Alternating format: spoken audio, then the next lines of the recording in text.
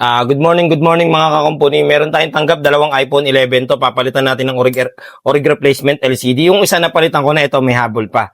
Ngayon gagawin na rin natin to. Mabilisan lang, let's go. Iniwan to eh. Siyempre mga suki, iniiwan na lang kasi trusted tayo. Yan. Ito sa kaibigan natin to eh, sa kaklase. Pre, may alam ka bang pagawa ng cellphone?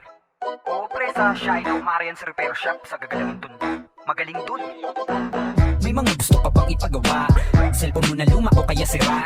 Halika na't dalhin mo na agad sa amin. Tsak mabubuo yan at yung magagamit. Nabagsak mo ka o kaya na ibalibag. Hindi bumubukas o ang LCD ay basag. Huwag kang mag-alala kung ang CD mo ay wasak. Basta check ka lang at kami nang bahala sa lahat. Wala namang tunog o ang speaker ay mahina. May paraan pa dyan basta sa amin magtiwala. Ayaw din mag-charge, battery ba ay sira na. Pwede natin palitan yan kaya huwag kang mabahala. Malinaw kaso hindi ko ma-adjust yung brightness eh.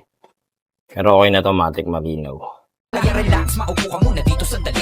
May libre pang merienda at mainit na kape. Huwag ka nang mag-alala kasi andito na kami. Siguradong kalidad ang aming pagkakupuni. Dito sa Shiloh Marian's Repair Shop, kalidad ang aming pagkakagawa. Pinakasolid at mabilis na repair shop. Garantisado ka na sulit talaga. Kaya mga kakumpuni, huwag nang mag-atubili. Uuwi ka na parang meron kang bagong binili. Bukas kami mula umaga at kahit hanggang gabi. At panigurado na hindi ka pa maiinip. Dito sa Shiloh Marian's Repair Shop, kalidad ang aming pagkakagawa. Pinakasolid at mabilis na repair shop. Garantisado ka na. Ayun po, ibibigay na natin to sa customer. Hintayin lang natin bumalik ha. Yun lang po mga kakumpuni. God bless.